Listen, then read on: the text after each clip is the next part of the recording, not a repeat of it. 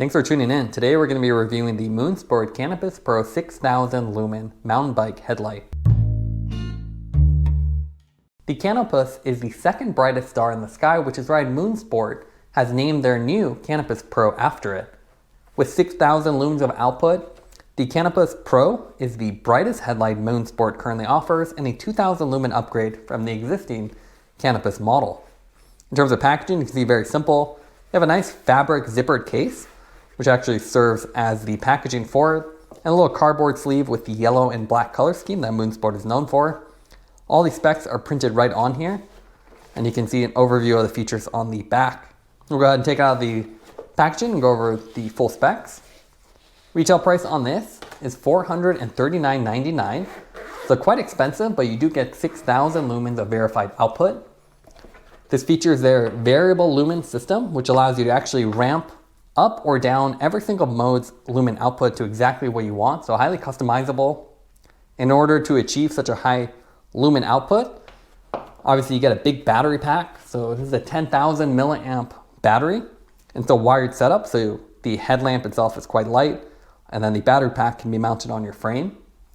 You have a wired remote as well, so you can easily trigger this from somewhere more convenient. And it uses a USB Type-C connection for charging or charging other devices with the power bank. So nice modern interface. In terms of what comes with it, obviously you can see quite a lot. The case itself is really nice. You have this foam cutout, an inner pocket.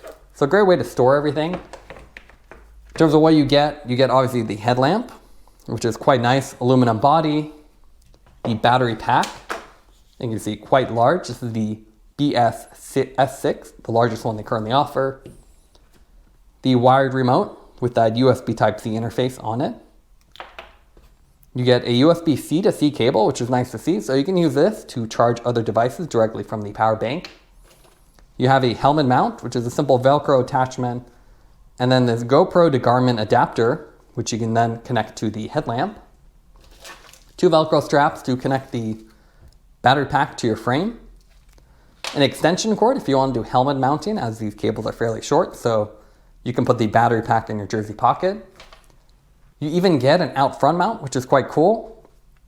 So this is what you can put on your handlebar and then put the light in front of your stem. You can see simple plastic construction. It is dual-sided if you get the dual-side attachment. It's offered separately, and then just 2 bolts to attach to your handlebar. A standard USB-C to A connection. So if you have a standard USB port, you can charge the power bank using this. And then 2 little stickers for Moonsport. Now let's take a look at the weight of the light setup. So the headlight portion itself, that comes in at 210. So fairly heavy, but it is an all metal design. The battery pack with the associated Velcro straps to connect it to your frame, that's 510 grams. You have the USB-C remote, which is pretty lightweight, just a little plastic with a connector. That's only 12.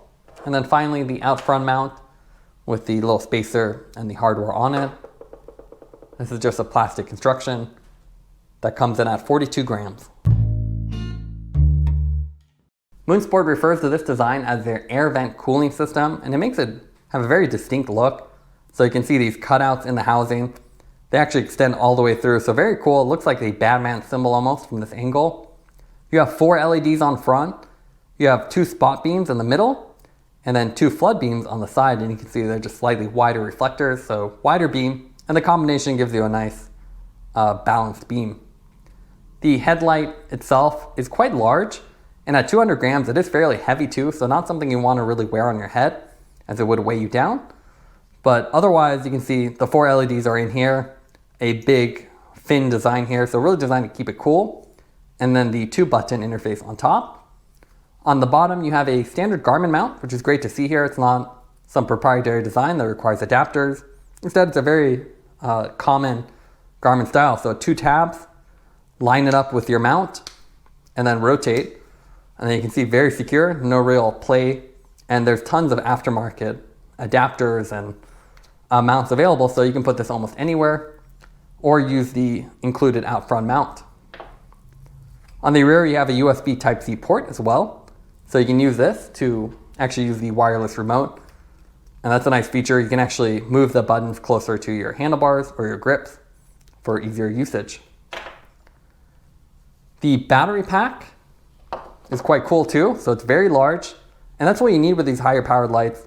That's a big downside to a lot of the Amazon lights, which claim to be 6,000 or even more lumen output, but then come with these little dinky battery packs that aren't able to really give it the power it needs. With this, it's 10,000 lumens, or 10,000 milliamps. So very large, and you can actually use this to charge other devices. So it can be used as a power bank.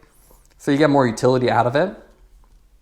It mounts to your frame using these little rubber mounts and these offsets that allow you to wrap the velcro right through it. So very simple design and quite secure. On the front, you can see this is the connection to the headlamp, and it actually is keyed. You see that little indentation on top, which does unfortunately mean you need to line it up exactly when you want to put it in. There is an arrow to help with that, but it's almost all black, so it's very hard to see. It would have been nice if this was colored or had a little raised indentation to make it more obvious. Otherwise, when you're plugging it in, you kind of have to play around until you get the right position. To check the battery status on here, you actually have a little button, and it's a little bit hard to see here, but there's 3 LEDs visible right now. There's 5 available. You can't actually see the spot. It would have been nice if they were more obvious, but they've almost hidden them behind this transparent cover. So the 4th one would be on the left. That would indicate 100% charge.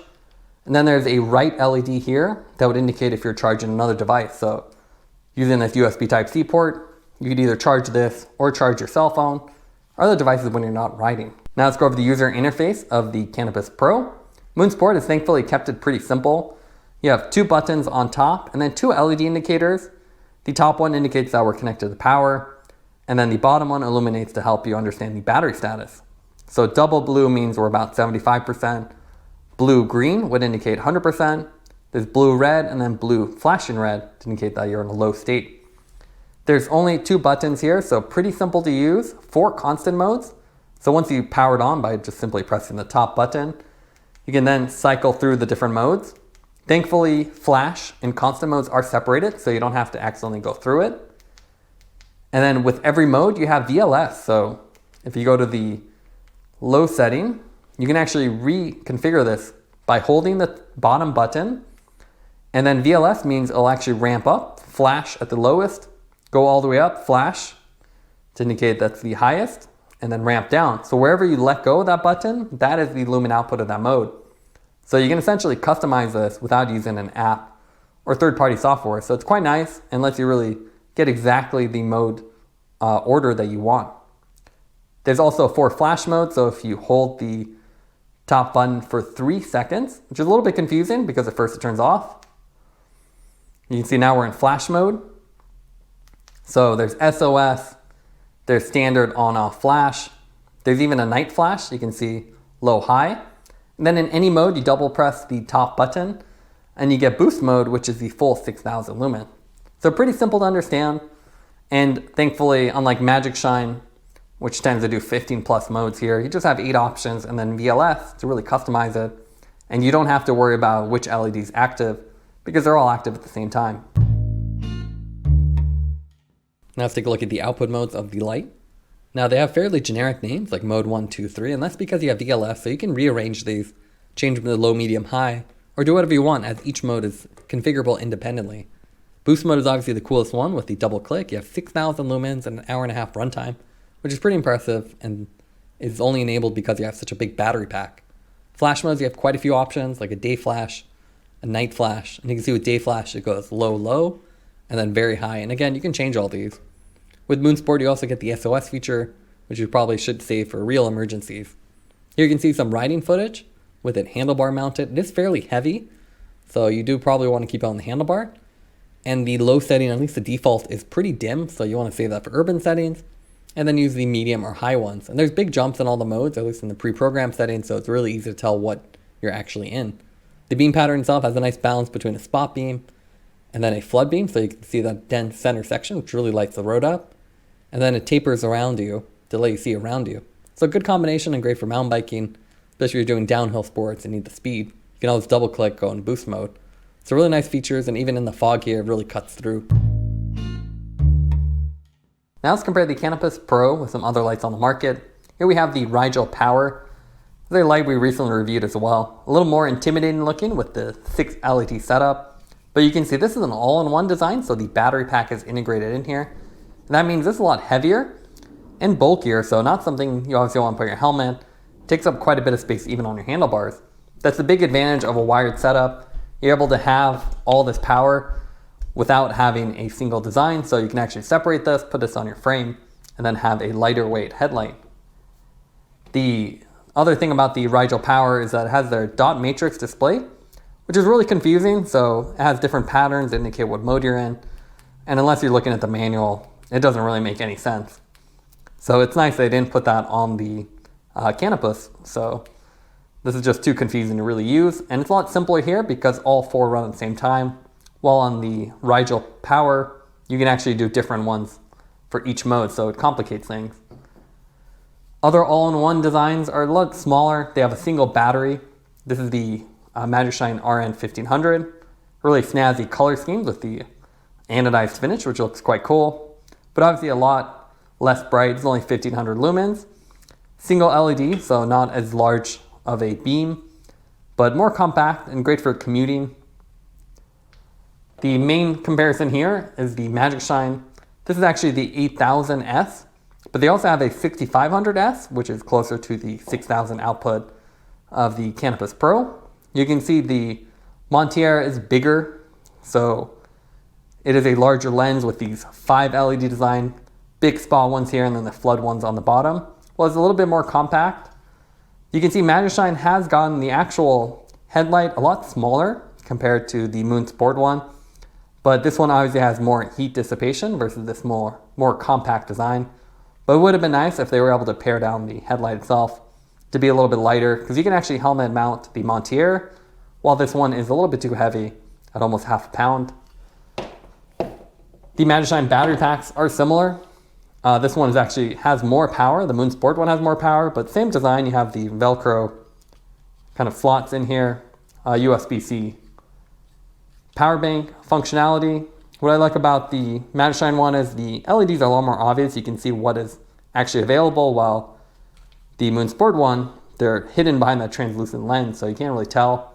The other nice thing about the Magicshine is you can actually disconnect, as you can see here, the connection to the headlamp, and then it has a little rubber cover, while the Moon Sport, it is permanently attached, so you can't actually remove it, so it makes it a little bit more bulky as a power bank. Now let's go over the pros and cons. What we like about it is as an aggressive design, the little heat fins cut into the housing give it a really great look, and it's all metal, so it feels premium. You also have long run times thanks to that big battery pack, and a bright and well-distributed beam. Some of the cons for the light is the fact they do have a wired remote instead of a Bluetooth remote, and the battery cables are keyed for a specific angle, which makes it a little frustrating to use as it's really hard to see the arrow indicator. It's all black.